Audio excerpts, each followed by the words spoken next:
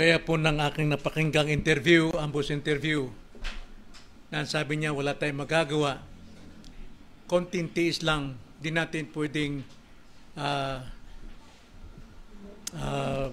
baliwalain ng malakas na hangin, malakas na unos, at alam natin na napakarami pong mga taong nagbuwis ng buhay, marami pong libu-libong mga bahay nasira, nawasak, kabuhayan, wala pong magawa, pero wala pong naiabot na tulong para po bigyan man lamang ng konting aliw yung pong mga nagdurusa sa ating pong mga kababayan.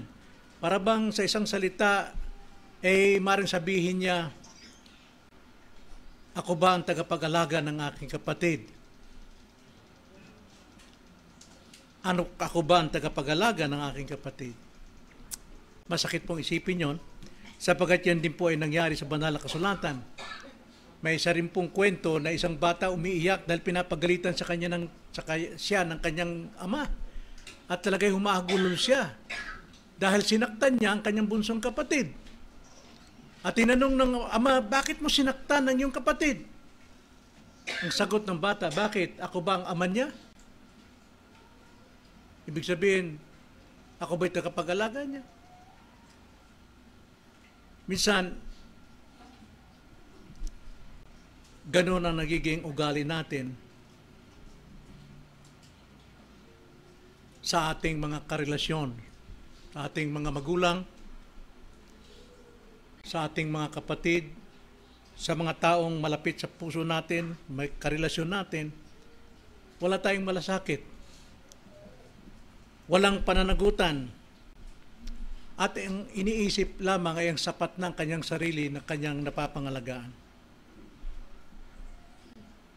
Hindi po bago yung pong sagot na ako ba ang tagapag-ingat ng aking kapatid. Ating balikan ang kasaysayan yon at basahin natin Genesis chapter 4, verse 9. Alam natin ang kasaysayang ito matapos bumagsak ang tao sa kasalanan. Nagbunga ang kasalanan ito ng masakit na karanasan sa buhay hanggang ngayon. Naranasan natin dahil sa pagsuway ng ating unang magulang, si Adan at si Eva. At mapapansin natin at nakikita natin ang resulta ng kasalanan ito sa kanilang mismong mga anak. At ito po ang sinasabi sa Genesis chapter 4 verse 9 na pinatay ni Cain ang kanyang kapatid na si Abel.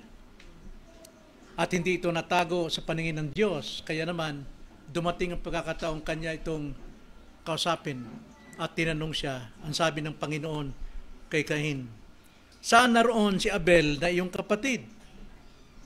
At siya'y sumagot, hindi ko alam. Ako ba ang tagapag-ingat ng aking kapatid? Minsan, ulinigin natin sa ating mga isipan, sa pandinig natin, ang sagot ng tao tungkol sa tanong ng Diyos. Sapagkat dito sa talatang ito, ang pananagutan ng tao sa harap ng Diyos para sa kanyang kapwa ay tila walang magandang may tuturo. At ang tanging pag-asa sa katwiran ni Kristo tayo dumidepende ang tunay na tagapag-ingat sa kanyang mga kapatid. Bago lahat tayo muna ay humingi ng tulong sa ating Panginoon, manalangin tayo. Opo, Panginoon, gaya po ng inyong sinabi, na kami kung magpapatuloy sa inyong salita, tunay na kami mga alagad ninyo at malalaman namin ang katotohanan. At ang katotohanan na siya makapagpapalaya sa amin. Totoo, Panginoon, sapagkat bagamit kami natubos na ni Kristo sa aming lumang pagkatao, nananatili pa rin ang kasalanang ito sa aming po mga puso. At kailangan namin ng higit pang biyaya ng kalakasang Espiritu upang paalalahanan kami, ituwid kami, sawayin kami sa masamang ugaling ito. Kaya gamitin po ninyo mga salitang aming tutunghayan ngayon upang sawayin ang aming pong lihim na kasalanan sa aming mga puso. Hayaan nyo ang salita ninyo na ang talim ay magkabila upang pumasok sa aming pong kaibuturan at ilantad ang natatago naming kasalanan at pagalingin kami sa pamagitan ng iyong katotohanan. Itong aming dalangin sa pangalan ng Panginoong Hesus. Amen. Ako ba ang tagapag-ingat ng aking kapatid? Ang tanong ng Diyos, nasaan ang kapatid mong si Abel? Now, ang tanong ng ating Panginoong Diyos ay hindi dahil hindi niya alam ang mga nangyayari, kundi upang ilantad ang puso ni Cain. Sa pangangaral po, hindi po alam ng mga preachers, mga pastors, kung ano po ang nilalaman ng ating puso na nakatago. Ngunit ang salita ng Diyos, ang pangangaral ay laging nagtatanong sa atin upang ilantad ang kabahuan ng niluloob natin sa puso. At ito ang paraan ng Diyos. Sapagat ang puso ni Cain dito'y punong-puno ng pagtatago, pagmamataas, at pagtanggi sa pananagutan. Mayroon tayong ganong ugali na ating pinagtatanggol ang ating sariling kakulangan at inilalantad natin ang kamalian ng ating kapwa. Now, dito sa talatang ito, kabanatang ito ng Genesis chapter 4, ito po ay pagtatapos sa kasalanang nagawa ni Adan at ni Eva. Agad nating nakikita ang bunga ng pagkakasalang ito, ang pagkasira. Lumalabas diyan ang pagsuway, ang inggit, ang galit, at pagpatay. Kaya Genesis chapter 4 ay nagpapakita ng unang karahasan sa kasaysayan ng tao na mismong kapatid sa kapatid. Pinatay ni Cain ang kanyang kapatid na si Abel. Ngunit higit pa rito, mga kapatid, ipinapakita ng Diyos dito kung gaano kalalim ang kasalanan ng puso ng tao. Ngunit pinapakita rin dito kung gaano kalawak ang kanyang biyaya para magligtas sa mga taong katulad nito. So sa ating pong binasang talata, tignan natin ang tanong ng Diyos at ang sagot ng tao at ang puso ng Diyos. Una, unawain natin at pakinggan ang tanong ng Diyos. Napakasimple po sa talatang ito. Madali natin makita at madali natin tanggapin ng Diyos mismo nagsasalita sa atin. Ang tanong ng Diyos ay ganito, saan naroon si Abel na iyong kapatid? Saan naroon si Abel na iyong kapatid? Ilapat natin sa ating sarili. Nasaan ang mga taong nangangailangan na iyong kapatid? Ito'y hindi po pagtatanong ng Panginoon dahil nais na ng gusto niyang makarinig ng impormasyon. Pero ito po'y pagtatanong ng Diyos upang isiwalat ang katotohanan ng nilalaman ng tao. Kaya minsan nagagalit tayo sa mga pangangaral sapagkat natutumbok kung ano yung nakatago sa atin. At sinasabi natin, chismoso yung pastor na yan, pakialamero sa buhay. Pero ang totoo, wala po kaming alam sa problema ninyo. Maliban doon sa mga nakakounsel. Pero bawat isa sa atin dito, hindi lamang isang problema, dalawa o tatlo. Minsan may 4 pang problema. Kaya kung ilan tayo, 50 naririto, ilang problema po yung kinakausap ng Diyos sa mga oras na ito. Kung 5, bawat isa, and that is 50 tayo, so 250 problems ang kailangang kausapin ng Diyos. Kaya po hindi po nagkataon ang mensaheng ito para sa atin. Lalo nitong kapanahunan ng kagipitan ng ating bansa, maraming naghihirap, maraming nagugutom. Tumaas na naman ang ratio po ng pagkagutom sa atin ayon sa mga Okta research. Mas dumoble, triple pa ang nagugutom ng mga tao. And yet, marami pong nagdiriwang dahil wala pong pakialam sa kanilang kapwa. So ang tanong ng Diyos ay hindi para impormasyon, kundi para pagsisiyasat ng ating sarili. Sariling budhi. Ipinapakita nito na ang Diyos nakakakita ng lahat. Nakakakita ng lahat. Walang kasalanang natatago sa Kanya. Batid niya, naririnig niya, nakikita niya lahat po ng ating ginagawa. Tulad ni Adan nung siya'y tanungin ng Diyos, Adan, nasaan ka? Hindi ibig sabihin, hindi malaman ng Diyos kung nasaan si Adan. Kundi tinatanong ng Diyos si Adan, ano na ang nilalaman ng puso mo ngayon? Ano na ang kalagayan mo? Bakit ganyan ang kalagayan mo? Sinuway mo ba ang utos ko? At ngayon naman si Cain, nasaan ang iyong kapatid? Ang Diyos ay personal na lumalapit sa makasalanan. Personal siyang lumalapit sa atin. At tayo tinatanong upang pagsisihan natin anuman ang nakatago nating kasalanan. Ibig sabihin yan mga kapatid, nagpapatunay lamang ang Diyos ay totoo na bawat isa sa atin mayroon tayong Abel sa puso. How do we treat them? Paano natin pinagkutunguhan? Sinisisi natin? O pinagtatakpan lamang natin ang ating sariling mapait na puso at sabihin natin, siya may kasalanan eh. Kaya nagkakaganyan siya.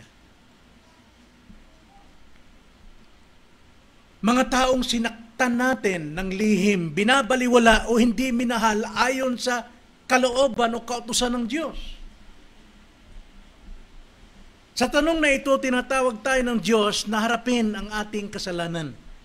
Harapin, pagsisihan at huwag nating itago o pagtakpan.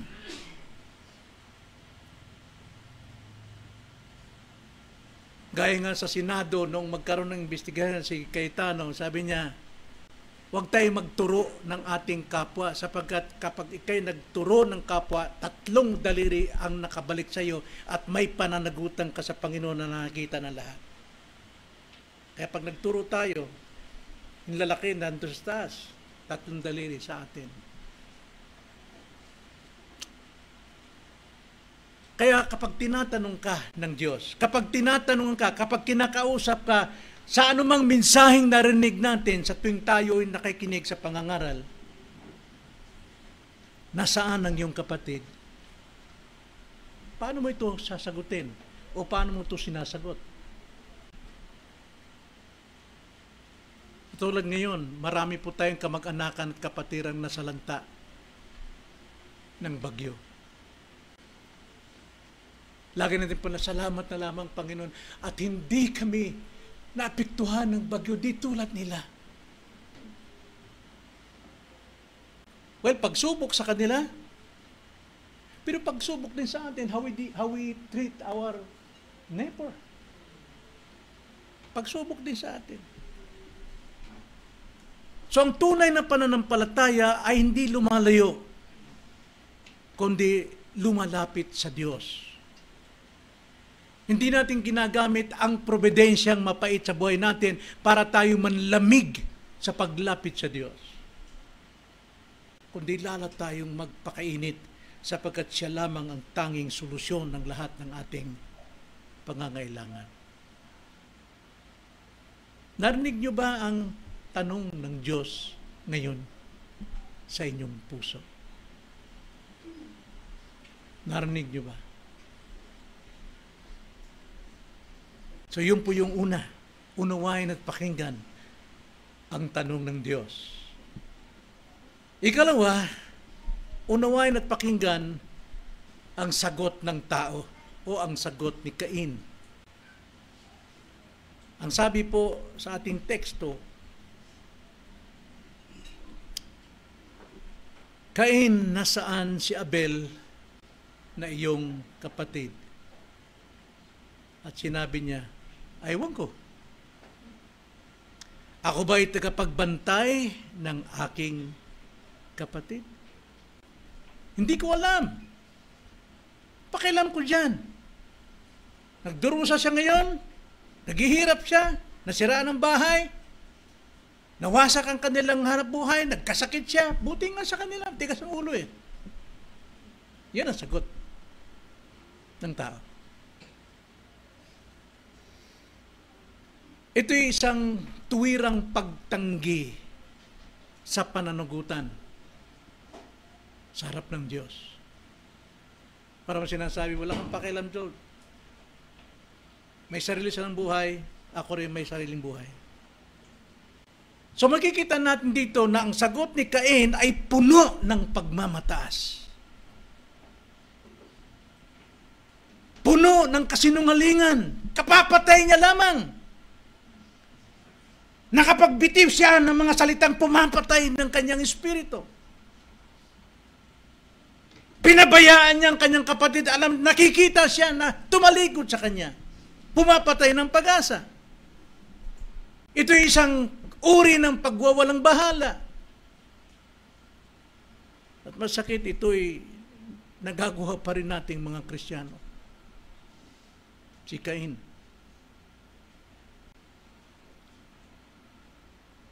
At dito sa pagsagot ni Cain, itinatanggi niya ang dalawang bagay. Ang unang bagay ang katotohanan ng kanyang kasalanan. Pinapalagay niyang wala siyang kasalanan. Hindi natin nabibigyan ng pagmamahal o kalinga yung taong nangangailangan, pero tayo, ang dami nating ginagawa sa likuran. Mga laban sa Diyos, laban sa kalooban ng Panginoon, laban sa Espiritu Santo, nasasaktan natin ang Espiritu Santo. Higit sa lahat yung mga taong kailangan matulungan ay nasaktan natin. Sapagkat ito po ay pagtanggi sa katotohanan ng siya'y may kasalanan pa rin. Nasa kanyang remaining sin. At ikalawa, ang pagtanggi sa pananagutan sa kanyang kapatid. Now, kapatid is a generic name for all the relationship natin. Either your mama, your papa, your lolo, your lola. Pinababayaan mo. Ayaw mong humarap sa pananagutan. Dahil pinipreserve mo ang iyong sariling kalakasan para sa iyong sariling kapakanan. Tandaan natin, niligtas tayo hindi para manatili sa kaligtasan, kundi niligtas tayo para magligtas din ng iba. That is our God's great commission to us. Go and share them the gospel. Now, hindi lamang yung word gospel, but yung aktong buhay na natanggap natin sa Diyos. Ito ang larawan ng sinful heart, ng isang makasalanang puso, sakim, pagmamataas, mayabang, garbo, tumatangging umako ng pananagutan. At hindi lang tumatanggi sa pananagutan, kundi sinisisi pa ang iba para pagtakpan ng sarili. At sabihin niyang siya'y matuwid. Tama siya palagi sa kanyang pangatwiran. Kaya ilang tao na, magulang natin, kayong mga anak, paano yung sinasagot ang inyong mga nanay, ang inyong tatay? Tahimik lang sila. Dahil minamahal kayo. Sa sinapupunan pa lamang ng inyong ina, minahal na kayo ng inyong ama, minahal na kayo ng inyong mga magulang. Hanggang sa kayo'y itawid sa paghihirap sa karamdaman, ni hindi kayo mahipuan, madapuan man lamang ng langaw at lamok. Napupuyat ang inyong ama, napupuyat ang inyong ina sa pagmamahal sa inyo. Tapos pagdating sa panahon na kayo'y malalaki at mayroon na kayong sariling mga paa, ay nakapagsasalita na kayo, nagpapakita na kayo ng kawalang pananagutan, naninisi na kayo. Tahimik lang sila dahil minamahal kayo.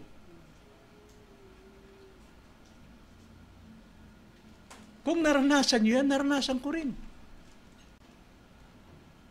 Nasasaktan ako. Pero tahimik lang. Dahil minamahal namin ang aming mga anak. Pero minsan tayo, tulad kay Cain, ang inintindi lamang natin ay ang sarili nating mukha, ang sarili nating karangalan. Ayaw nating tayo pagsabihan. Ayaw nating tayo malamangan. Tulad kay Cain, hindi niya makita si Abel na si Abel ay masunurin sa Diyos. At nangingibabaw kay Cain ay anggit, selos. Itong larawan ng makasalanang puso. Ang tanong ni Abel ay Cain ay tanong din ng ating sarili. Na ito po ay nagpapakita lamang ng ating spiritual na pagkabulag. Masyado tayong natatabunan ng laman. Sabi nga sa Romans chapter 8, binasa natin, kung tayo namumuhay ayon sa laman, tayo mamamatay. Na ibig sabihin, hindi ka maligtas, mapunta ka sa impyerno. Ibig sabihin, mamamatay ang relasyon. The fellowship of God. The fellowship of your loved ones. Namamatay. Baga tayo magkakasama sa isang bahay lamang, pero malayo ang puso sa puso. At ayaw natin mangyari yun. Maraming mag-asawa ang ganon. Masyadong malamig. Pinairal ang kanilang sariling pangangatwiran at kagalingan. Hindi pinairal yung pag-ibig ng Diyos sa Kanya. Sabi nga Romans 5:5, ibinuo sa atin ang pag-ibig sa pamagitan ng Espiritu upang ito ang ating pamuhay. Ang pag-ibig na ito, mga kapatid, ay pag-ibig una sa Diyos at pag-ibig natin sa ating kapwa. Parallel and perpendicular and parallel. Kaya ito'y nagpapakita ng spiritual na pagkabulag. Ako ba ang tagapag-ingat ng aking kapatid? Ano pa kailan ko dyan? Malalaki na yan eh. Tanda na yan. Sagutin yan. Personally, mga kapatid sa akin, taos puso ko nagpapasalamat sa iglesia, sa inyo, sa aking mga anak, na tinutustusan niyo ako sa aking gamot. Hindi lamang sa aking gamot, kundi maging sa aming pamamahay. Nakikita ko yun. Nadarama ko yun. At ako'y nagpapasalamat sa biyaya. Pero hindi sapat yun eh. Paano yung sa ating mismong mga immediate na mga kamag-anak? Ako ba ang tagapag-ingat ng aking kapatid? Ang sinabi ng banal na kasulatan, oo!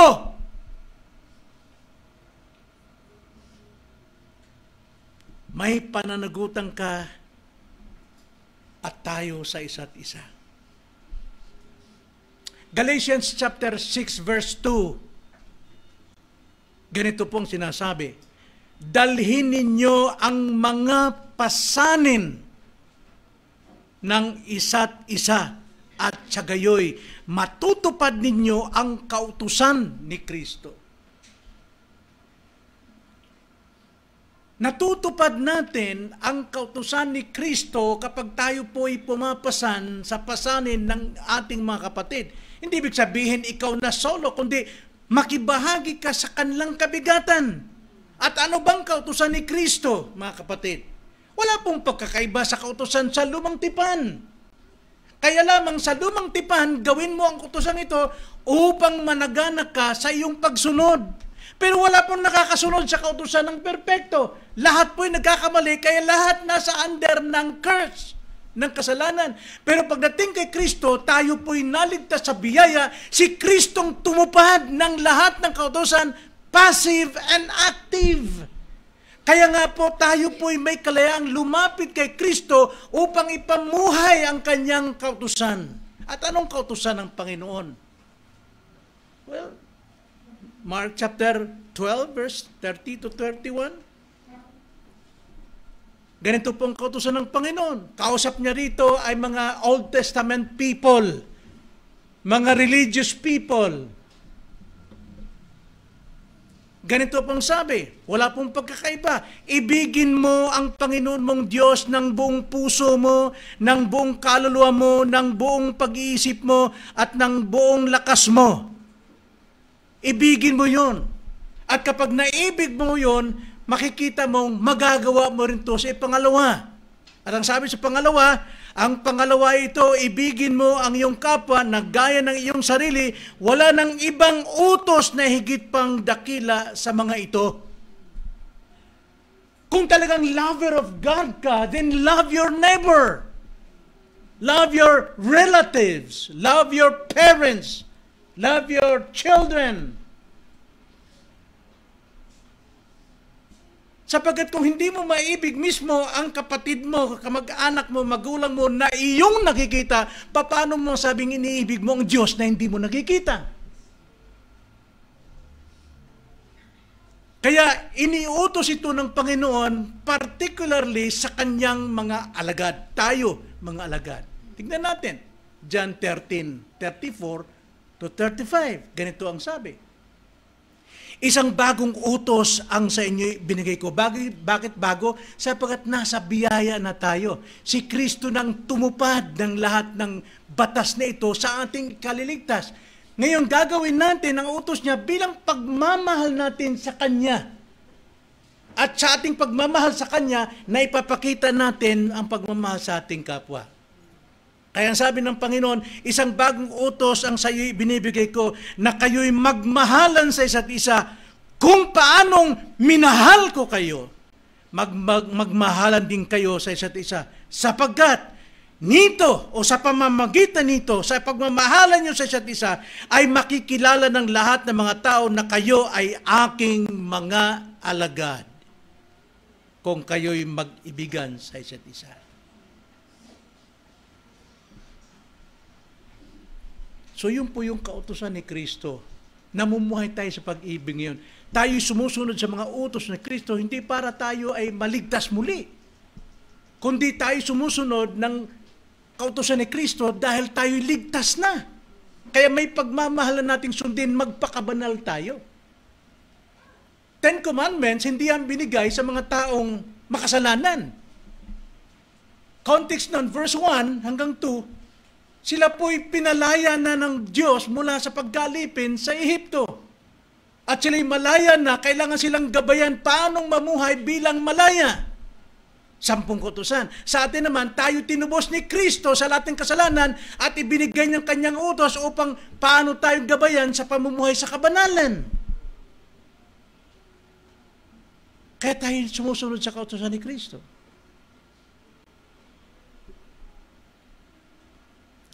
So anong itinuturo nito sa atin, mga kapatid? Sa iglesia po, hindi sapat ang dumalo. Hindi sapat ang dumalo lang at makinig ng sermon. Kundi, tinawag tayong maging tagapag-ingat sa isa't isa. Kung wala ka sa pagsamba, napapatibay mo ba ang iyong kapatid? Nag-iingat ka ba? Nagmamalasakit ka ba? Tayo po dumadalo upang tayo po ay makapagpalakas ng ating kapatid. Sapagkat kung may problema ang mga dumadalo at ikaw may problema rin, mapapalakas ka sa pamamagitan ng kanilang pananampalataya at sila man ay mapapalakas sa iyong presensya. Kaya ang pagdalo po, hindi lamang basta makinig ng sermon. Tinawag tayong maging tagapag-ingat sa isa't isa. Kaya napakalaga yung ating church fellowship.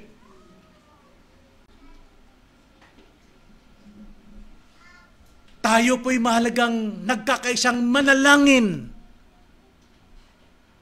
Nakakalungkot po tuwing prayer meeting, yung inaasahan mo, nandyan. Pero yung mas inaasahan mong hindi nakakarating, hindi dumarating. Nakakasira ng loob.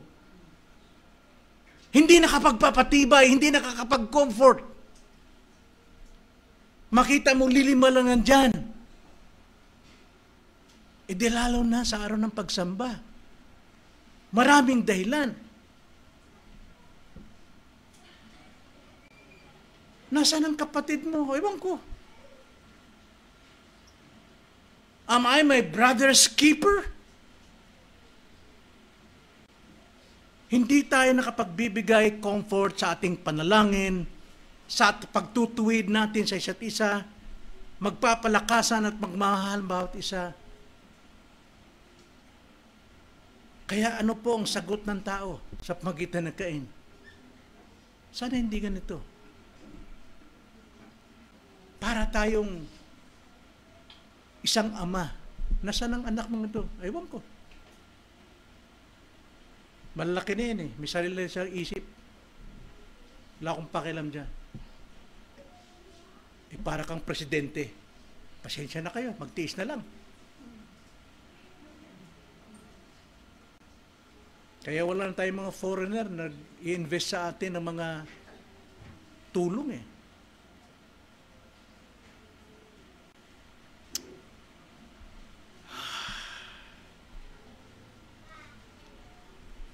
So yun po yung mga kapatid.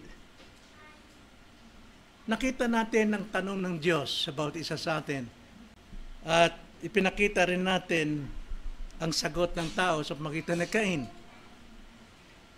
Paano tayo tumutugon sa mensaheng narinig natin? Every Sunday. Every prayer meeting. Ngayon naman, unawain at pakinggan natin ang puso ng Diyos.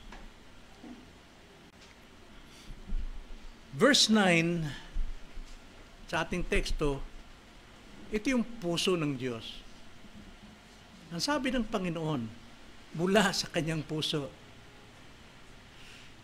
At sinabi ng Panginoon kay Cain, nasaan si Abel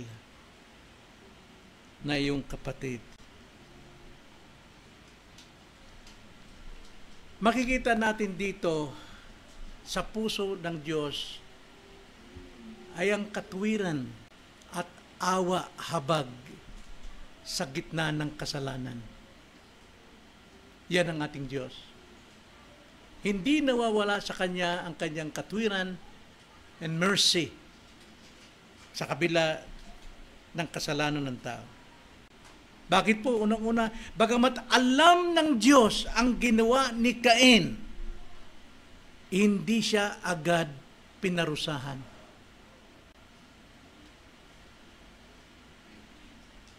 Alam ng Diyos kung anong ginawa ni Adan at ni Eva, pero hindi sila pinarusahan, kundi binigyan ng pagkakataon upang masiyasat ang kanilang sariling puso.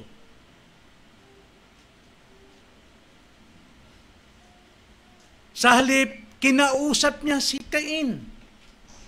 Binigyan ng pagkakataon na magsisi.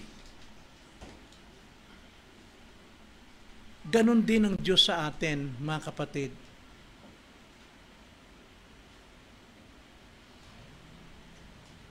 Huwag nating sabihin, mabait kasi ako kaya walang pagtutuwid ang Diyos sa akin. Now remember this, Hebrews 12. Ang hindi iniibig ng Diyos, hindi niya pinarusahan o dinidisiplina. Sapagkat dinidisiplina ng Panginoon ang kanyang anak. At ang disiplina ng Panginoon hindi po parusa, hindi kastigo, kundi pag-ibig. Subukan niyo anak ninyo, wala kayong pagmamahal. Hinlatay na bas, bakod bas, parel. Tumatawid sa bakod. Ay, tingin mo, galing ko. Anong sabi mo? Galing anak ko. Sige. Alam niyo, babagsak. Tapos sa ibaba, may mga pako, may mga bubog, may kawayan. Pero kung mahal mo anak mo, action pa lang paakyat, talagang sasawin mo na. Dahil mahal mo siya, ayaw mo siyang masaktan. Sasabihin ba ng anak, talagang salbahe kayo, tay? Wala akong karapatan? Hindi ganoon eh.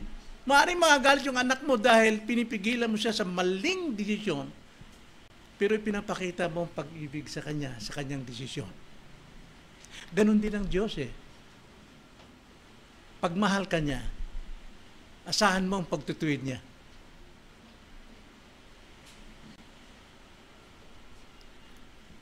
So kinakausap tayo ng salita ng Diyos ngayon.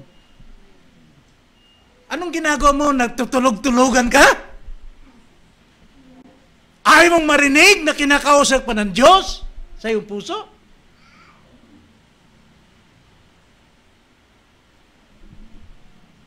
Nakikita dito ang hustisya at habag ng Diyos na nagsama. Sapagkat hindi nga tayo pinabayaang tayo ay magdusa sa ating kasalanan, kundi binibigyan tayo ng pagkakataon na marinig ang kanyang tanong, nasaan ang iyong kapatid? Ang sabi nga rito sa kasaysayan natin, ang dugo ni Abel ay nagsusumigaw ng paghihiganti. Pero hindi agad naghiganti ang Diyos. Lumawig pang buhay na Cain. Dumami pa ang kanyang mga anak, kamag-anakan.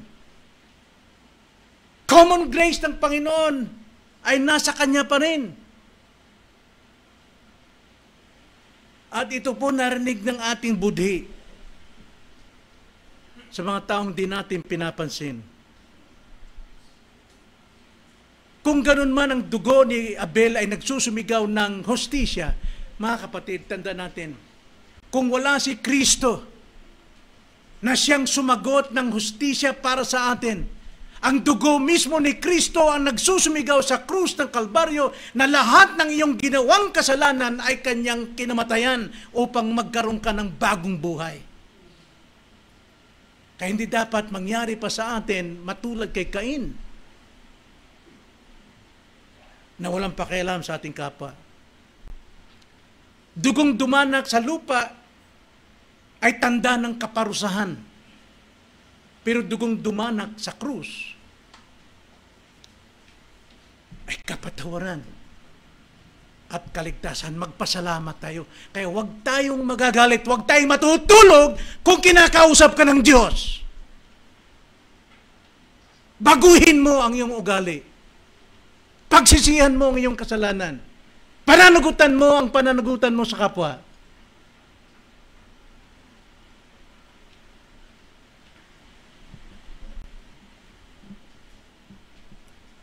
Si Kristo po ang unang nahabag sa atin at alam niya ang ating kalagayan ng puso. Kaya hindi siya maaaring magkamali na tayo'y tanungin sa ating mga kasalanan. So ano po tinuturo nito sa ating mga kapatid? Unang-una, nagtuturo sa atin dito, matuto tayong harapin ang ating kasalanan. Matuto tayong tumanggap, umamin, na imbis ituro natin ang iba, pasakitan natin ang iba, ituro natin ang ating sarili. Saktan natin ang ating sarili. Pagsisihan natin. Huwag itago, huwag itanggi.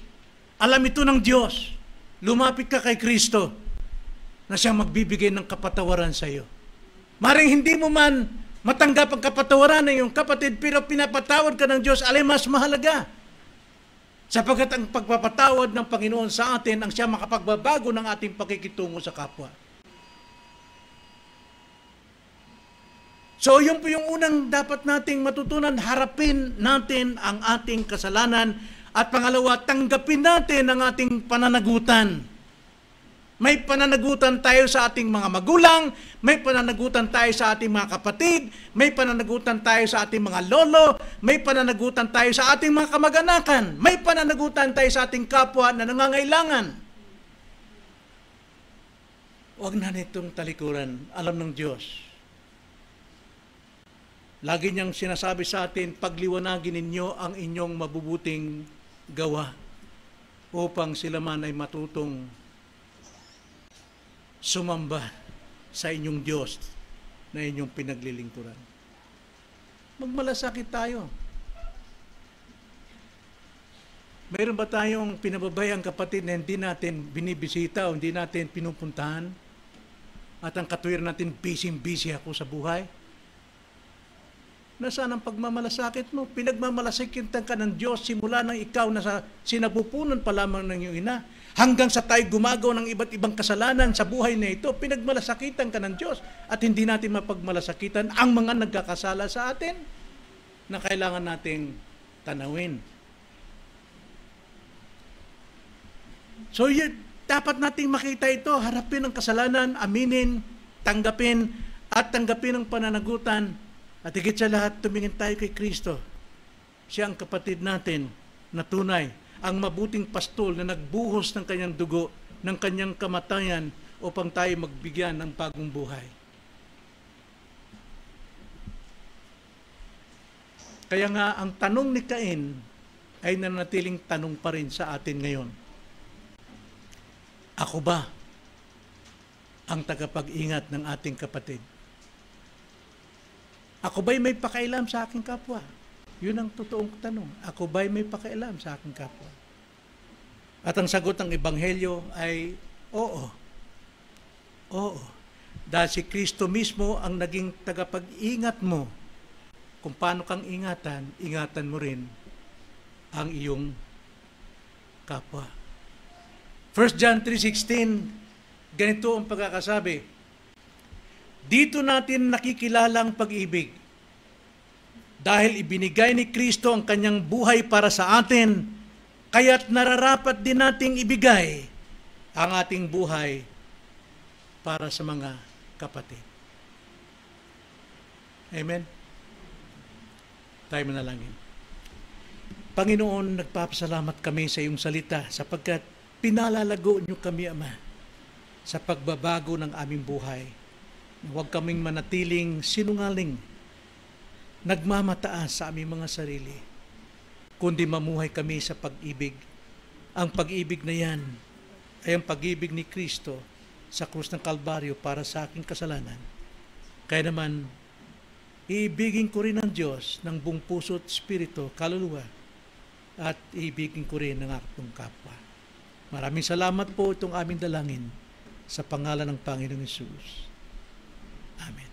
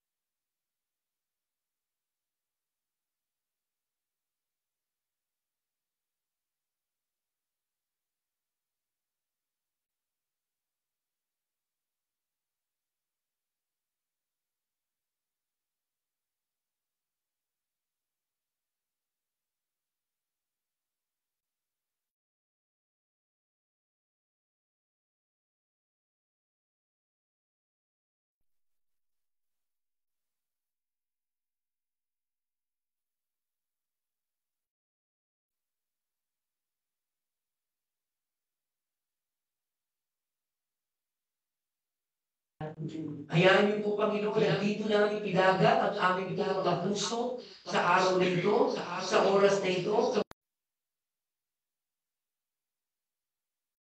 sa labas ay hindi maging nadlang at maging gambala sa aming isipan upang sa gayon ang inyong mga salita ay malaya na dumating sa aming mga pakinig, sa aming puso, at sa gayon, Panginoon, pakilagang namin ng Diyos ang aming pagsutumala sa inyo. Kaya yung mga mula sa inyong mga salita ay gusto namin kayong magkilala pa, Panginoon, at magpakilala pa kayo sa amin. Sa pagitan ng gagamitin mo ng aral, nawa na sabi ko aming pastor, yan yung malinaw na kaisipan upang sa kanyang pagpapahayag, maliwanag na naibagi sa amin. Ito pong aming dalangin sa pangalan ng Panginoong Hesus. Amen. Makakaupo na po tayo lahat.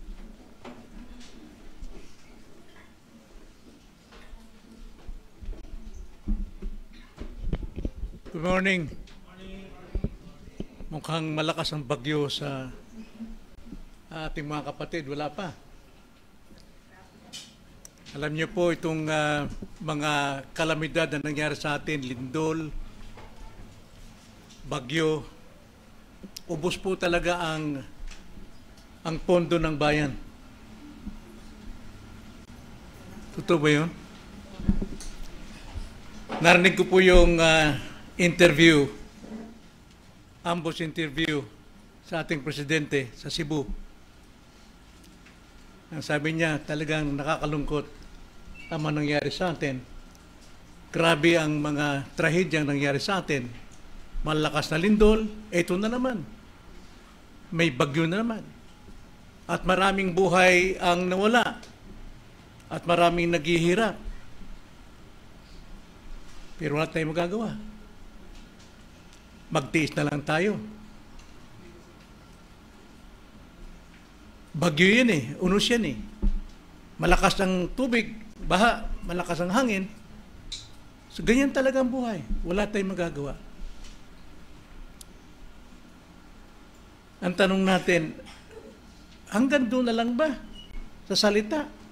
Makikiramay ka. Ang mga taong nasa harapan mo umiiyak, nagdadalamhati dahil may mga anak sila, hindi lang isa, dalawa ang namatay. At hangad nila, kaya sila dumalo sa pagtitipon niya dahil naghangad sila ng tulong. Material, pananalapi, pagkain, gamot. Pwede bang sabihin, pasensya na kayo, magtiis na lang tayo. Ganon talaga ang buhay.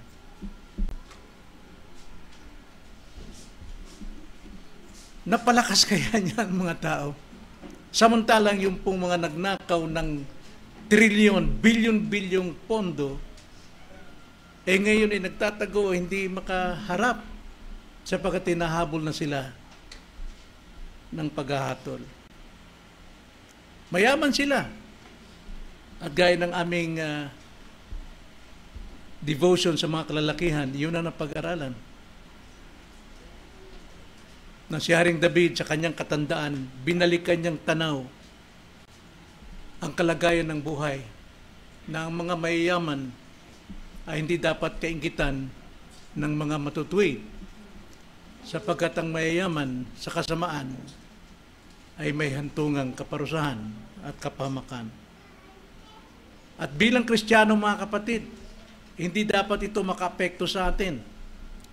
Okay, wala tayong pera, pisikal, material, pero hindi nangangahulugan tapos na o gawin nating lisensya para hindi natin bigyan luwalhati ang Diyos.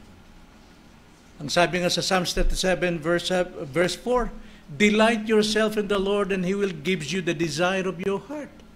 Ang kagalakan natin, kasiyahan natin, kakontentuhan natin ay dapat nating ilagak sa Panginoon. Ipagkatiwala natin sa Kanya, i-commit natin sa Kanya. At lahat ng dalangin ng hangarin ng ating puso, siya ang magbibigay sa atin. At nais kong itong ating talakayin ngayon na ang Kristiyano hindi po mahirap, hindi tayo dapat mainggit sa mga mayayaman na talagang nababantog sa kayamanan, trillions ang kanilang pera, pero patungo sa kapamakan. Ating pong balikan ang ating pag-aaral. Nakita natin nakaraan ng bawat Kristiyano ay may tinataglay na kayamanan at paano ito ipamuhay. Una, nakita natin ang kayamanan ng Kristiyano ay yung pagkakapili ng Diyos sa kanila. Ang pagkakapili ng Diyos sa mga Kristiyano ay nagmumula pa sa walang hanggang pasimula. Napakayaman po niyan. Ikalawa, ang pagkakatubos ni Kristo sa kanila. Buhay mismo ng Diyos na nagkatawang tao ang nag-alay ng kanyang buhay, kamatayan, upang tayo po ay bigyan ng katwiran at mabuhay ng totoong buhay. At ikatlo, ngayong umaga tatalakay natin ang pagkatatak o ang pagkakatatak ng banal na espiritu sa bawat Kristiyano. Kaya basahin natin mga kapatid, Ephesians chapter 1, verse 13 to 14. Verse 13 to 14, ganito po mga kapatid, mayroon tayong tatak ng kayamanan, ang tatak ng ating katubusan. Ganito po ang sabi sa verse 13, sa Kanya'y kayo rin naman na nakarinig ng salita ng katotohanan, ang ebanghelyo ng inyong kaligtasan, at kayo na sumampalataya sa Kanya ay tinatakan ng pinangakong Espiritu Santo. Siya ang katibayan ng ating mana hanggang sa ikatutubos ng pag-aari sa ikapupuri ng Kanyang kaluwalhatian. Ito ang kayamanan ng Kristiyano, ang tatak ng Espiritu, ang tatak ng tunay na katubusan. Tayo po'y manalangin. Panginoon, salamat po ng aming puso ay binago ninyo.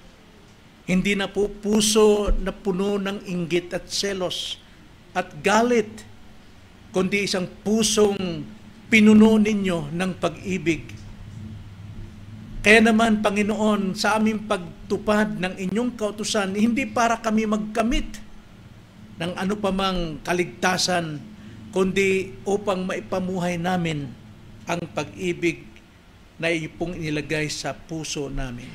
Kaya ngayong umaga, pagyamanin niyo sa aming pong puso't isipan ang kayamanang natanggap namin mula sa pagkakapili ng Ama sa amin, sa pagkakatubos ng Diyos Anak sa amin, at ngayon sa pagkatatatak ng Banal na Espiritu sa amin. Tulungan niyo kami na kami po'y magkaroon ng delight, kasiyahan, kakontentuhan sa buhay nito, bagamat kulang kami sa mga material na bagay sa mundo, ngunit alam namin lahat ng ito'y pansamantala lamang. Ngunit ang kayamanan namin ay mananatili hanggang sa walang hanggan.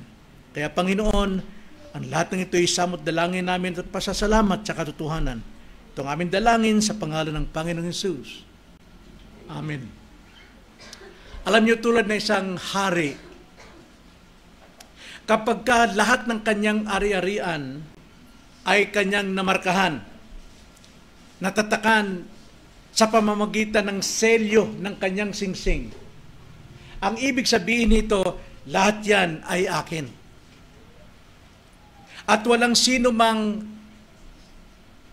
makakareklamo sa mga bagay o ari-arian ng Diyos na kanyang natatakan ng kanyang selyo. Ganyan ang ginagawa ng Diyos sa kanyang mga tao. Sa pamamagitan ng Banal na Espiritu, kanyang tinatatakan ang bawat isa bilang patunay na sila'y tunay na kanyang pag-aari, na sila'y tunay na ligtas at may katiyakang tatanggap ng kaligtasan pang walang hanggan. Yan ang pong ginagawa ng ating Diyos. Kaya sa umagang ito, sa ating teksto na binasa, tignan natin ang 5 aspeto na natanggap nating kayamanan mula sa tatak ng Banal na Espiritu. Dapat nating maunawaan ito kung gaano kahalaga ang tatak ng Banal na Espiritu.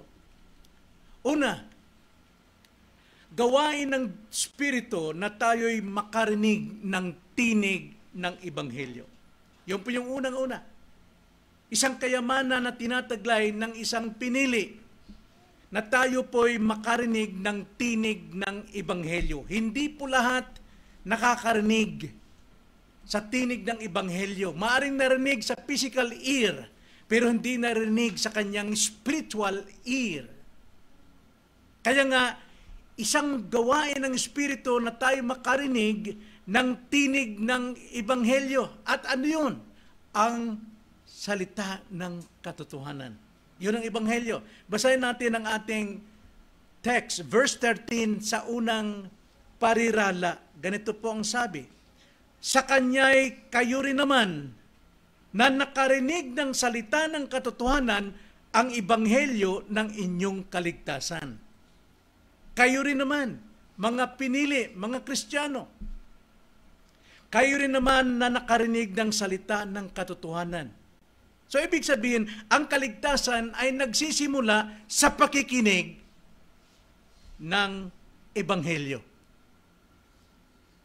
Ang kaligtasan ay nagmumula sa pakikinig ng Ebanghelyo na walang iba ang mabuting balita tungkol kay Kristo. At kaninong gawa, hindi sa ating natural, kinagis ng makinig tulad sa classroom na nakikinig tayo at naunawaan natin.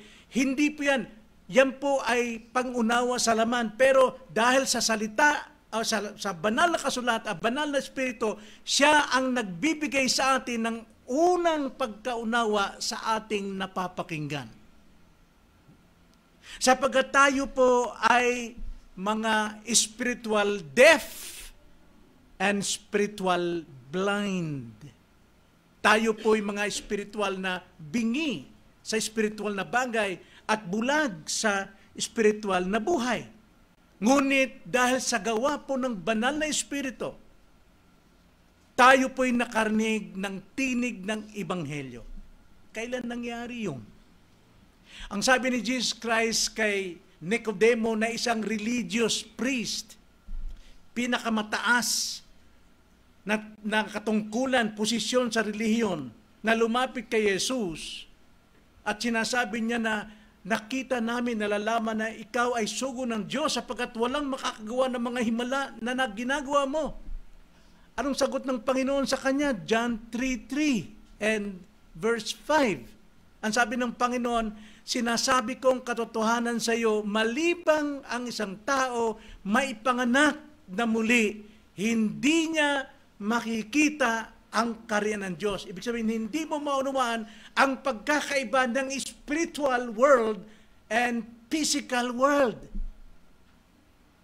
Kaya ikaw, Nicodemo, hindi ka pa isinisilang na muli dahil ang nakikita mo panlabas lamang pero hindi mo pa nakikita ang katotohanan. Hindi pa nakikita ang spiritual world. Ibig sabihin, hindi pa kumikilo sa iyong banal na espiritu. Sa verse 5, katotohanan ang sinasabi ko sa inyo, malibang ang itong tao ay panak sa tubig o salita at ng Espiritu, hindi siya makakapasok sa karya ng Diyos. Hanggat, Nicodemo, hindi mong naunawaan ang Ebanghelyo at kumilos ang Espiritu Santo sa iyo, hindi mo makikita ang karya ng Diyos, hindi mo makikita ang pagkakaiba. Lahat ang tingin mo, relihiyon lang. Lahat ang tingin mo, kayo ang tama. Ang nakikita mo sa akin, himala lamang, pero hindi mo nakikita anong kahulugan ng himala. Kaya, ang gawain ng Espiritu na tayo'y makadinig ng tinig ng Ebanghelyo, tanging gawa ng Espiritu sa buhay ng bawat tao. So, hindi ito damdamin.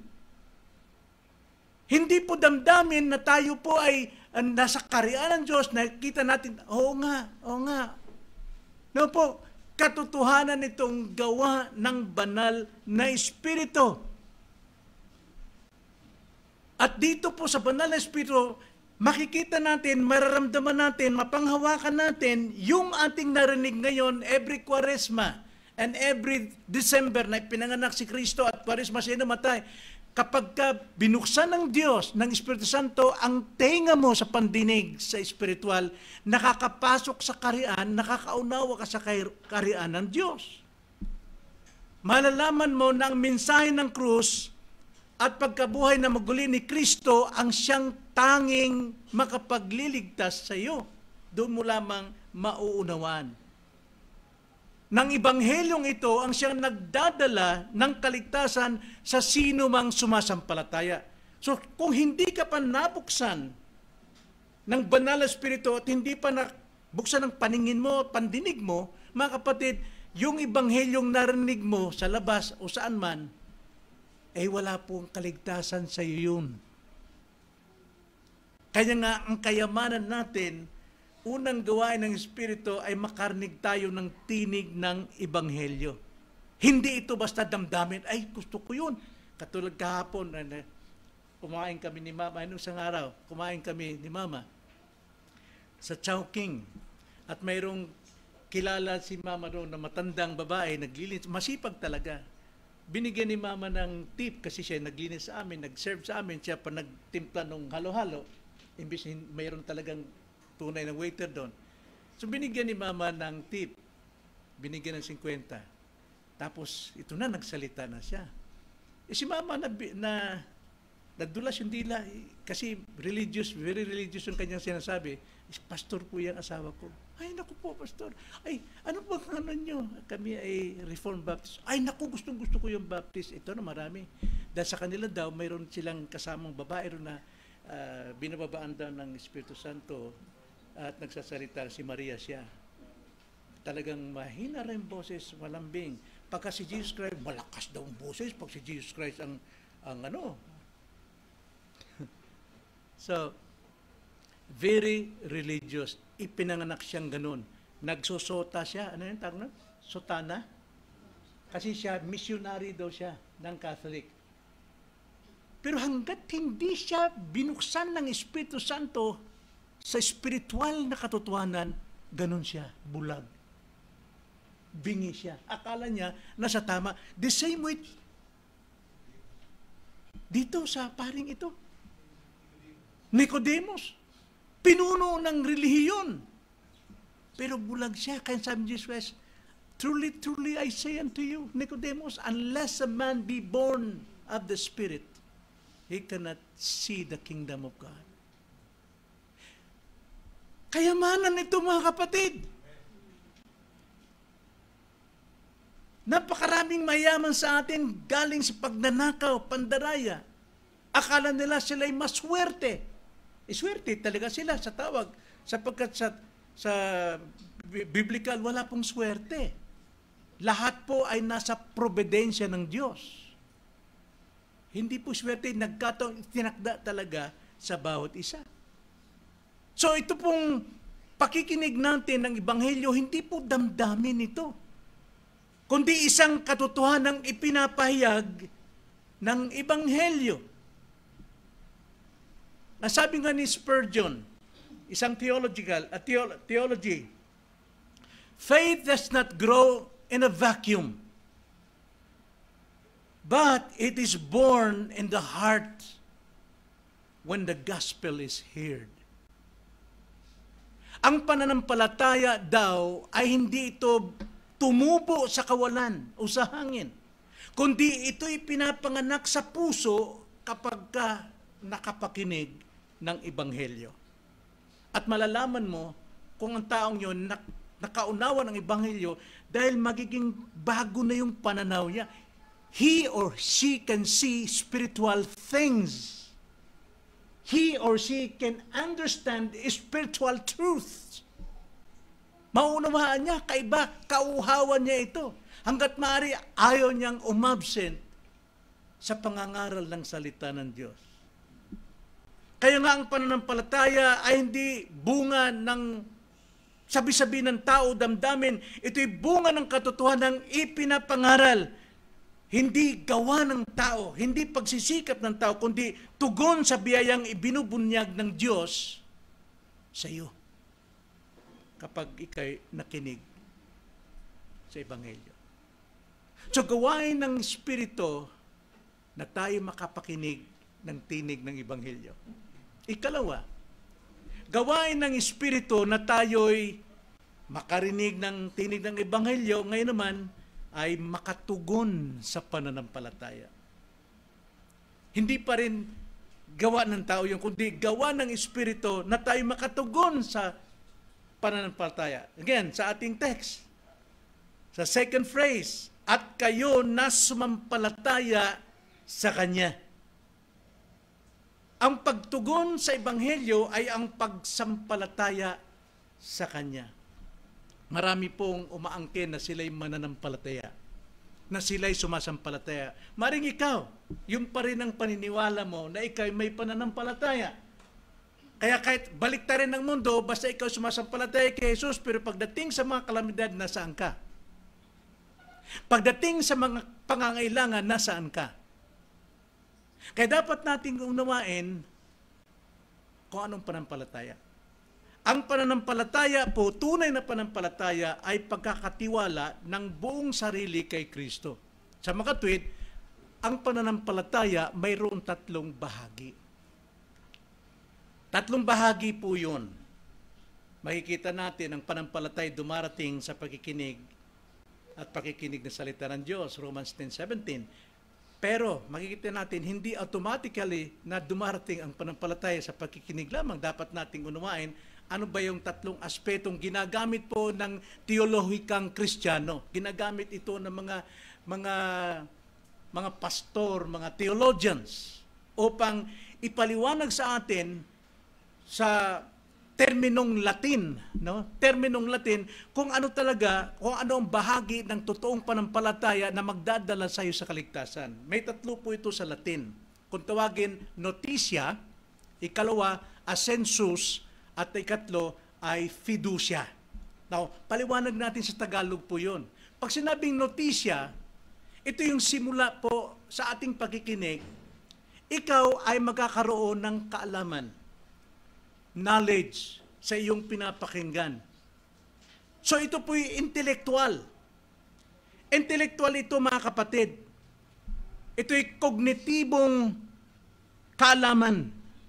Pag sinabing cognition or cognitive sa English po, ibig sabihin na sa isipan mo, iniisip mo, inuunawa mo. Kaya kung tawagin yan ay notisya. Kaalaman or knowledge, notisya.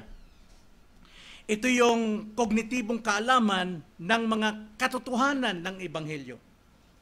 Naiisip mo, katotohanan. Sino si Jesucristo? Sino siya sa kanyang pagkadiyos? Sino si Kristo sa kanyang pagkatao?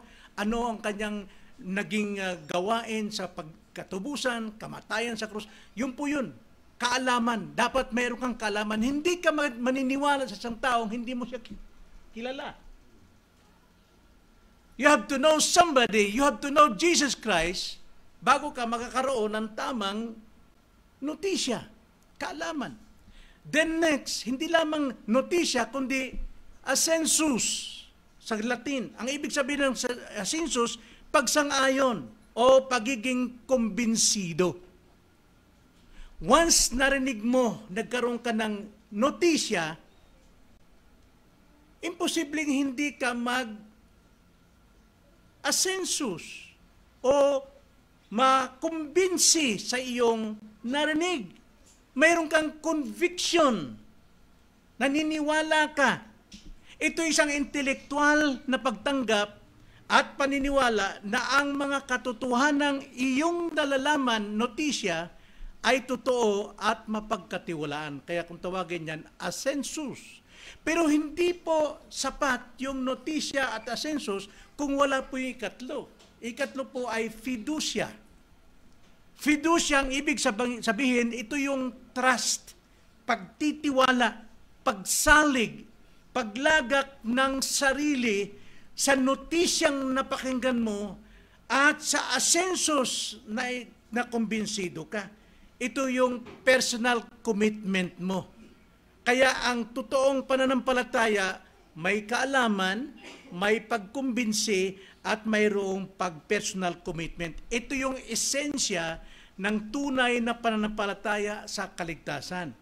Now, paano mo sabing may pananampalataya ka kung hindi ka naman nakikinig ng pangangaral ng salita ng Diyos?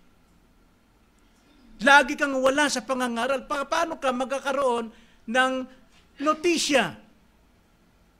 Ngayon, kung wala kang napapakinggan, paputol-putol, hindi ka nagkakaroon ng totoong kaalaman, paano ka magkakaroon ng asensus o conviction na totoo yung iyong notisya? At kung wala kang conviction, paano mong ikukumit ang buong buhay mo kay Kristo? Kung wala kang notisya, asensus, so therefore there is no fiducia. Kaya ito yung tatlong sangkap ng totoong pananampalatayang nakapagliligtas. Galing din sa Biblia yun. Gawa ng Espiritu na ikaw ay makapakinig. Magkaroon ng conviction. At higit sa lahat, magkaroon ng personal commitment kay Jesus. Kapag ka ikaw mayroon ng personal commitment kay Jesus, lahat po ng maari mong paniwalaan sa iglesia, iko-commit mong buhay mo. Isa na riyan ang pagiging miyembro ng isang iglesia sapagkat yan po ay utos ng ating Panginoon.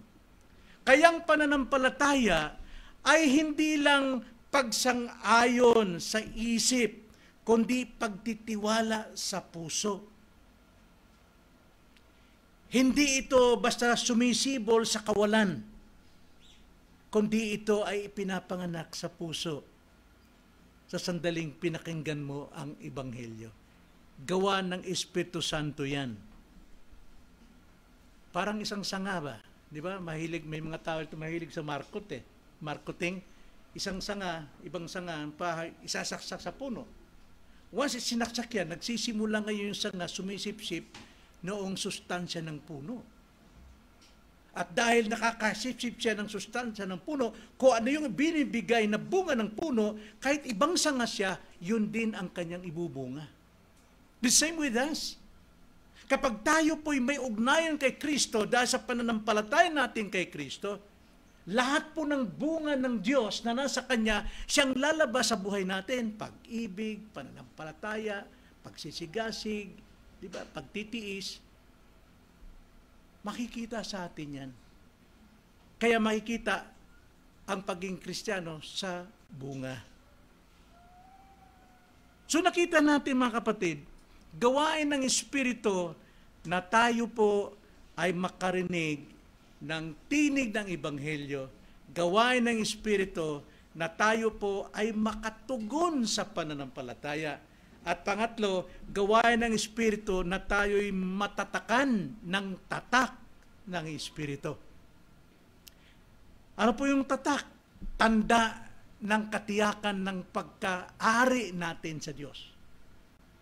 Once you have that Spirit, then you have the zeal of God. Sigurado ka, kanya ka. Basahin natin verse 13 again. Sa huling phrase, pero basahin natin ang buo. Ganito ang sabi. Sa kanya'y kayo rin naman na nakarinig ng salita ng katotohanan, ang ebanghelyo ng inyong kaligtasan, at kayo na sumampalataya sa kanya, panghuli, ay tinatakan ng pinangakong Espiritu Santo. Ibig sabihin, tatak ng pag-aari, ng katiyakan. Ang tatak ay tanda ng pag-aari ng isang tao o proteksyon. Akin yan. Walang gagalaw yan. Walang sino mang maaring makialam dyan. Akin yan. Ang Espiritu Santo ang siyang tanda ng Diyos sa bawat mananampalataya. Kilala niya ang bawat tao niya kung paanong nabibigyan ng pangalan ng Diyos lahat ng bituin sa langit na myriads, trillions of stars, pero pinapangalan ni Jesus, lalo nang kilala niya ang may tanda ng kanyang Espiritu sa bawat isang mananampalataya. Kaya hindi maaring hindi ka nakikita ng Diyos o hindi ka kilala ng Diyos. Patunay lamang na lahat ng yan ay pag-aari ng Diyos. So ang Espiritu Santo, ang pangako ay tumutukoy sa katuparan ng lahat ng ipinangako ng Diyos from eternity past. Di ba sa ating order of salvation, tayo po ay hinirang ng Diyos pinili before the foundation. Meaning to say, we are predestined to. Tayo nakatakda sa lahat ng maaari mangyari sa atin hanggang glorification. Itinakda kang tawagin, itinakda kang ipanganak na muli, itinakda kang ma-convert, itinakda kang ma-justify, itinakda kang maging anak, itinakda kang maging sanctified, itinakda kang mag-persevere unto the end. Then you are eternally foreordained to glorification.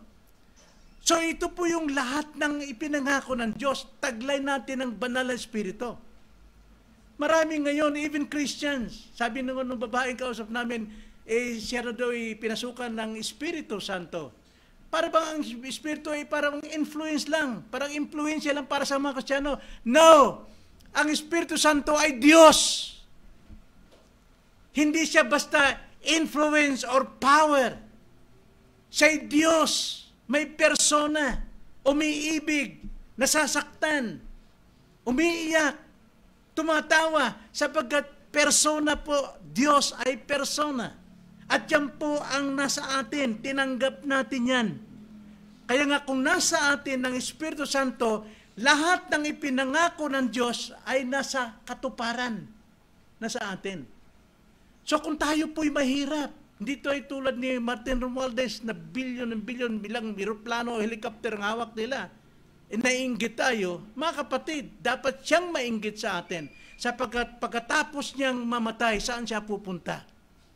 Kaya kayong mga magulang, huwag niyo masyado ipagmalaki kung gaano kataas ang naabot ng inyong mga anak. Ako'y successful na ma. Kapag naigkapan kong aking anak sa mataas na edukasyon, oo, pero ang anak mo patungong impyerno. Dapat mo bang ipagmalaki yan? Pero kahit walang pinag-aralan ng anak mo, pero naakay mo sila sa katotohanan, sa buhay ng Diyos, at sila'y tinatakan ng banal na Espiritu, sabihin mo, salamat sa Panginoon, nagawa kong lahat ng ito sa biyaya niya.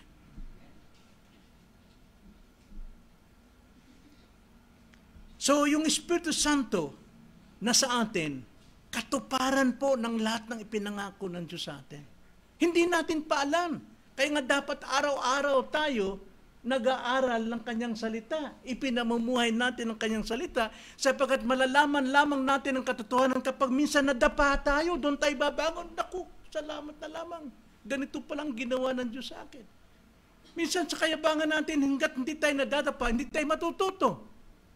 At yan ang karnasang hindi maaring angkinin ng ibang tao, tanging sayo lang yan. So ang Espiritu Santo ay pangakong tumutukoy sa katuparan ng lahat ng ipinangako ng Diyos sa bagong tipan.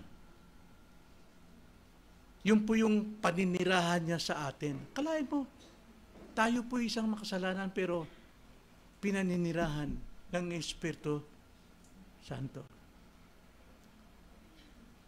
Gusto kong i-quote again si Ferguson sapagkat napakaganda yung mga quotation niya pagdating sa Holy Spirit.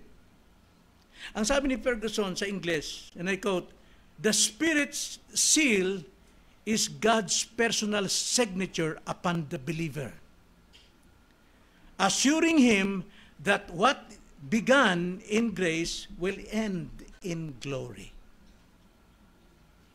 Sa Tagalog po, ang Espiritu ang nagbibigay katiyakan sa atin na ang ating kaligtasan ay hindi maglalaho sapagkat ito ay nakasalig sa katapatan ng Diyos. Kaya nga, nakatitiyak tayo sa Espiritu Santo. So, gawain ng Espiritu Santo ang makarnig tayo ng tinig ng Ebanghelyo. Gawain ng Espiritu Santo ang makatugon sa pananampalataya. Gawain ng Espiritu, matatakan tayo ng tatak ng Espiritu. At pang-apat, gawain ng Espiritu na tayo'y makatanggap ng panimulang mana. Kanina, may nag-pray kanina o paliwanag ka na, mana, hindi matyak. Ano yung mana? Basta nasa langit, kalangitan. Kailangan natin siguraduhin. Ano yung mana? Alam natin yun, hindi lang natin mabanggit. Sapagkat alam natin, pag mana, kayamanan yun. Ano bang higit sa kayamanan sa lupa? Kayamanan ng buhay mula sa Diyos. Kalain mo, buhay ng Diyos na sa iyo? Kayamanan yun. Tapos ipapaliwa-liwain mo lamang. Pag may mabibigat na probinsya, nagiging lisensya na huwag na tayong sumamba sa kanya. Anong sabi sa Romans 12:11? Offer your bodies as a living sacrifice. Kahit ikay naroon sa mga pagdurusa, isasakripisyo mo ang lahat yan para sambahin mo ang Diyos, sapagkat Diyos lamang ang katugunan ng lahat ng ating pagdurusa. Kaya nga ang pagsamba natin, not only Sunday po yung pakikinig natin, but Monday to Saturday is our application sa ating pagsamba. We have to worship God every day in our life. Sa trabaho ka man, sa opisina ka, sa eskwela ka man, sa hospital ka, dapat sinasamba natin. Lahat po ng sinasabi natin, lahat ng iniisip natin ay pagsamba sa Diyos na siyang naluluwalhati. Whatever we do all for the glory of God. Tapos pagka wala ka sa pagsamba, nanonood ka lang sine, panay lang ang cellphone. Is that worshiping God? Try mo. Kung may pagkakataon tapos kang trabaho, magbasa ka ng Bible. Something, may isang bagay talaga na ituturo sa iyo once nag-open ka ng salita niya. Hindi ka mabibigo. You try that. Offer your bodies as a living sacrifice. Makakatanggap tayo ng panimulang mana. Ano ang panimulang mana? Ang patotoo ng kaluwalhatian na darating. Basahin natin verse 14. Siya, ang banal na Espiritu, ang katibayan ng ating mana hanggang sa ikatutubos ng pag-aari. Na gusto kong bigyan natin mana, ang mana natin ay ang buhay na walang hanggan. Atin yan. Hindi yan natin pinagtrabuhan. Ibinigay ng mana yan sa atin. Then, hanggang sa ikatutubos, may katubusan po pong darating. Hindi katubusan para tayo maligtas, kundi katubusan ng pag-aari ng Diyos. Sinong pag-aari ng Diyos? Ang kanyang mga tao. Ito po yung katawan. Wala pa tayo sa katubusan ng ating katawan. At alam natin, last Sunday lang ating pinag-aralan ito, na pagdating ni Jesus Christ, lahat ng patay na natutulog, sila po ay babangon upang tubusin ang kanyang katawan. Ngayon, ang banal na Espiritu ang siyang tatak natin. Siya yung ating pong katibayan. Ang sabi po dyan, siya ang katibayan. Sa ibang Tagalog, siya ang patotoo ng ating mana. No katibayan, mga kapatid, kung titignan natin sa Griego, ito ay termino sa bangko. Earnest or deposit. Pag sinabing deposit, isang paunang bayad. Right? Isang paunang bayad, garantiya ng buong kaligtasan na darating. Now, dito may mga ahente sa bahay dito At kumikita sila. Salamat sa Panginoon. Ang hangad nila, yung ahente, ay makabayad ng initial deposit ang mga bibili ng bahay. Right? Brother David? Hangad nito yun. Dahil doon kikita yung mga agent. Pero para naman doon sa mga nagbigay ng initial deposit, inaangkin niya na yung kanyang bahay. Hindi pa man nababayaran ng buo, pero may initial deposit na, may earnest, may deposit, may garantiya na iyo na yan. Walang makakaagaw yan. Iyo na yan, bahay na yan, o kotse man, iyo na yan. Dahil mayroon kang initial deposit. Ganon din ang Panginoon sa atin. Nung tayo po ay naligtas, pinanahan niya sa atin ng kanyang Espiritu ng kanyang anak as an initial deposit sa atin. Tayo'y kanyang pag-aari at ang ating pong buhay kaligtasan na iniingatan ng Diyos, 2 Peter chapter 1 verse 3, na iniingatan ng kapangyarihan ng Diyos sa langit ay atin na. Hindi pa man natin taglay ang kabuuan ng kaligtasan, pero taglay na natin ang initial deposit, and that is the Holy Spirit indwelling in us. Mayaman ka na, mga kapatid. Nasa atin ang katibayan. Down payment yan. Kailan natin natanggap ang down payment, mga kapatid? Kailan natin natanggap ang banal na Espiritu? Well, Ezekiel chapter 36, verse 26 to 27, yun yung pagpapaliwanag ng John 3:3 and John 3:5. Malibang ipanganak na muli ang isang tao, hindi siya makakapasok o makikita ang kaharian ng Diyos. Paano ito in-explain sa Old Testament para explain ang New Covenant? Ang New Covenant, ang bagong tipan ng Diyos, ganito, ang sabi sa 26 ng Ezekiel 36, bibigyan ko kayo ng bagong puso. Bibigyan ko kayo ng bagong espiritu. At pananahanin ko ang espiritu ko sa inyo upang kayo'y makasunod sa aking mga tuntunin. Lahat ng yun. Tayo po'y ipinanganak na muli. At sa kapanganakang muli, may bago tayong puso, may bagong espiritu, and then Galatians 4:6, ang sabi po doon, dahil tayo'y mga anak, kailan tayo nakatanggap ng karapatang maging anak? John 1:12. At lahat ng tumanggap at sumampalataya sa Kanya ay binigyan ng karapatang maging anak. At dahil mga anak, Galatians 4:6, isinugo ng Diyos ang Espiritu ng Kanyang anak sa ating mga puso upang makasigaw ng Abba Father. So binigyan tayo ng karapatan. Kaya ngun tayo po'y panganak na muli, hindi lamang tayo pinanganak ng Espiritu, kundi tayo po'y pinananahanan ng Espiritu. May deposit na ang Diyos sa atin. Taglay mo na ang eternity because God the Spirit is eternal. Taglay na natin ang mana na wala pa na sa langit pa. Pero taglay na natin dito sa lupa. Dahil taglay natin ang banal na Espiritu. Kaya ito masasabi ko, mga kapatid. Nandito po tayo sa mundo eh. Punong-puno pa tayo minsan. Sabi nga ni Brother Jojo, mabigat dito sa mga Kristiyano, nakikisaw-saw eh. Sa ugali ng sanlibutan eh. Kaya naiinggit tayo, gusto nating magkaroon din kung ano yung sanlibutan.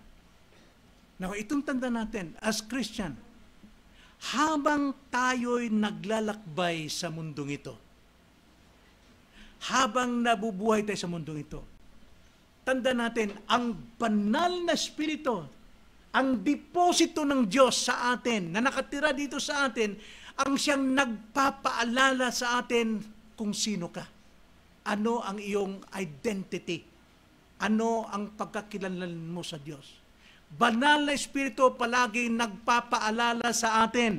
Banal na Espiritu palagi nagpapalakas sa atin sa sandaling tayo po'y nangihina. Tayo'y nawawalan ng pag-asa. Banal na Espiritu ang gumagabay sa atin. Hindi sa ating sariling lakas. Hindi dahil gymnastic tayo. Kundi dahil sa banal na Espiritu, the initial deposit of God sa atin, na siyang mag-iingat sa atin. Ikaw ay akin, pag-aari kita, walang sino mang makakagalaw sa iyo, kahit kalingkingan ng kaaway ni Satanas. Yan po ang isang Kristiyano. Hanggang sa araw ng ganap na katubusan. So ano yung katubusan tinutukoy po rito? Tayo ay tinubos na ni Kristo. Yun po yung katubusan ng ating katawan.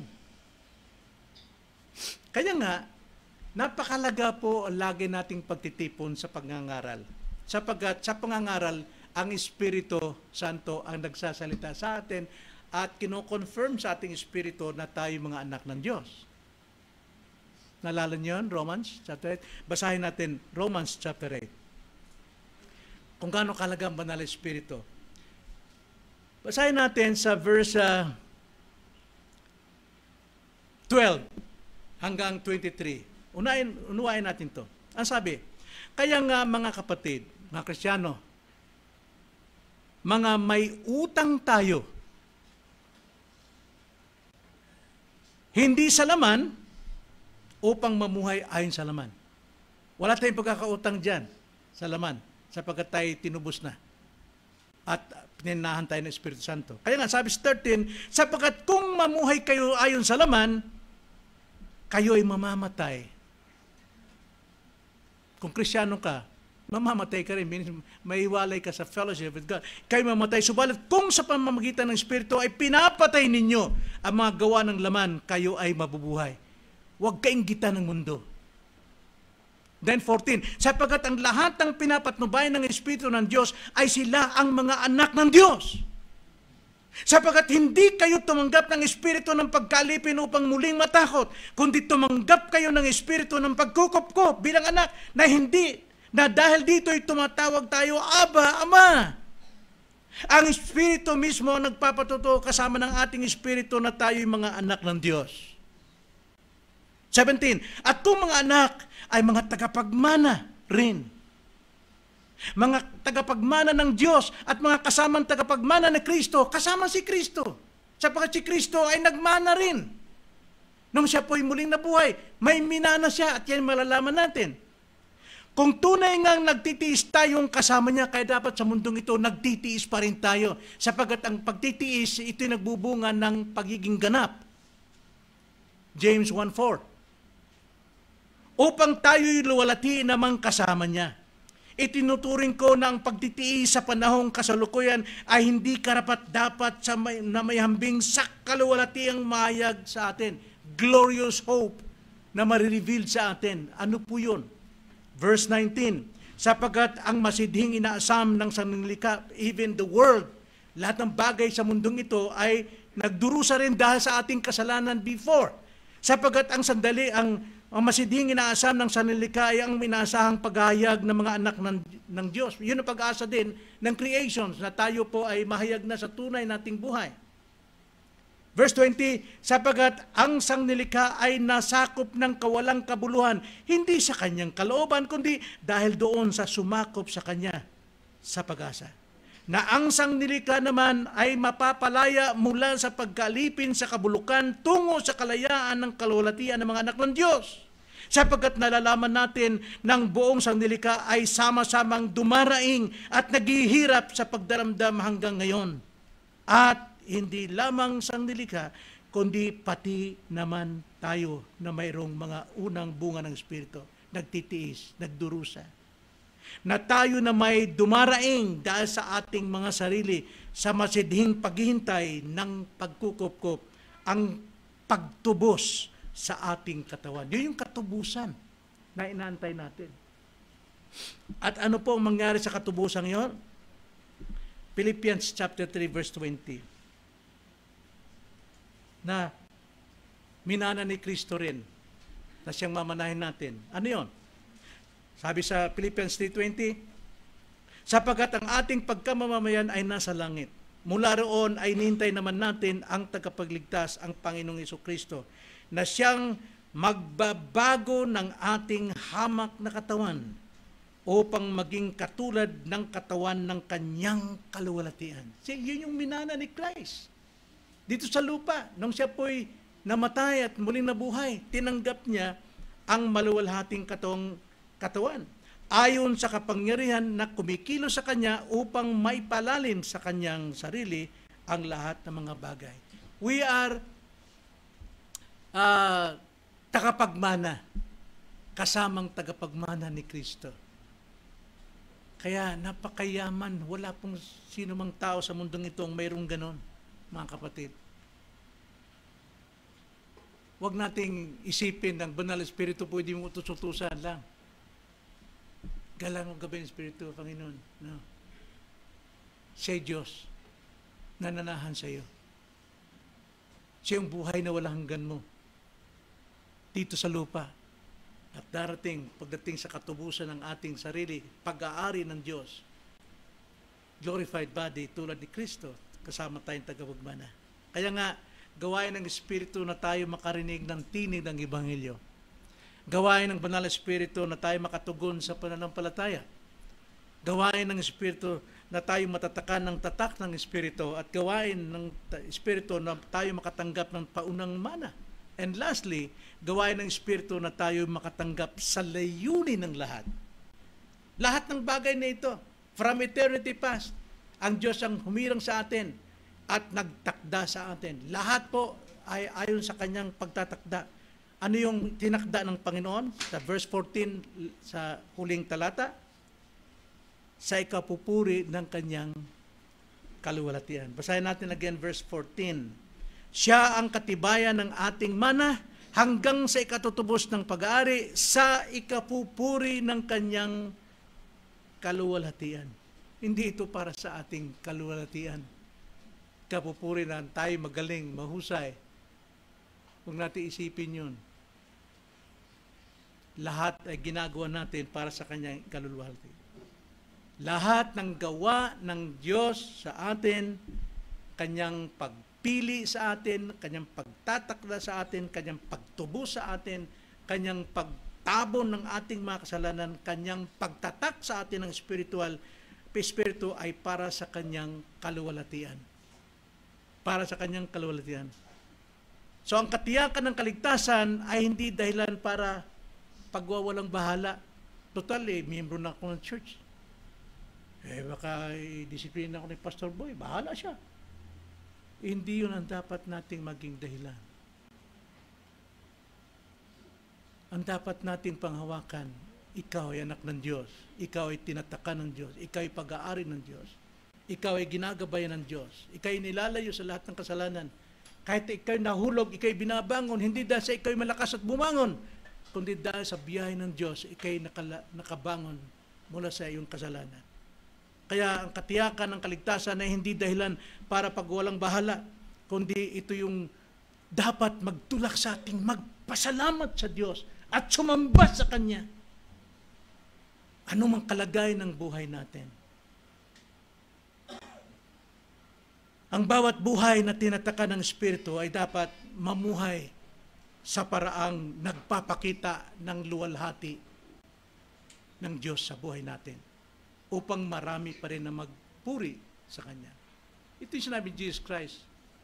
Let your light shine before men, that they may see your good works, and shall worship your Father in heaven.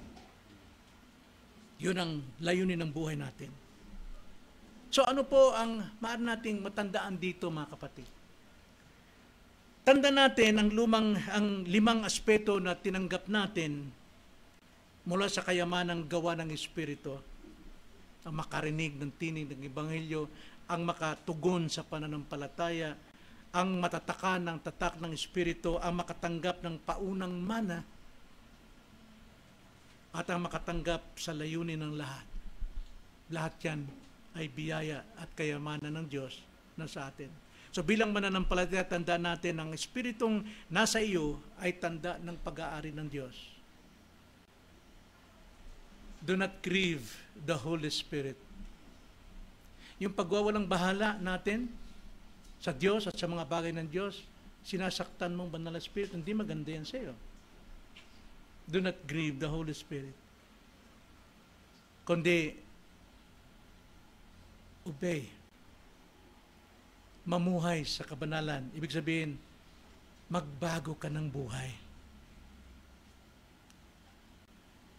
Sapagkat magagawa mo talaga magbago, ugali, taras, lahat ng iniisip. That is sanctification. Sapagkat Diyos ang nagbabago sa atin. At binibigyan niya tayo ng kakayanan that we can persevere unto the end. Makapagtitiis tayo hanggang wakas. Sapagkat yun ang tanda ng isang taong ligtas. Matthew 24:13, ang sabi ron, ang mananatili, magtiis hanggang wakas, ay siya yung ligtas. At sino mang Kristiyanong nagsasalitang Kristiyano siya, hindi siya talaga makapagtitiis hanggang wakas. Sapagkat walang pagbabago sa kanyang totoong puso. So, banal na Espiritu ay ang tanda ng Diyos sa kanyang mga anak. Ito yung nakikita sa atin, sa ating gawa, kilos, pagbabago. Tinataka niya tayo bilang Kanya.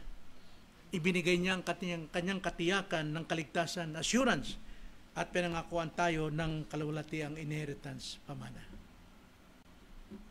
Dapat pa ba tayo mainggit sa sanlibutan?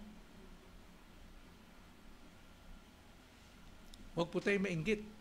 At huwag nating siraan din ang mga taong nagwawalang bahala sa kanilang katungkulan sa bansa.